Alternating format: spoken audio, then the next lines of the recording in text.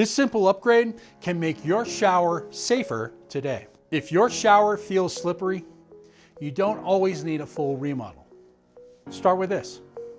Add a non-slip mat or adhesive strips in the main standing area. Then keep your floor clean, because soap and hard water actually make floors more slippery over time. And if you're currently remodeling, we ask that you make sure that your new floor has a DCOF or a dynamic coefficient of friction rating of 0.60 or higher. Remember, most slips aren't from the floor, they're from what's on the floor.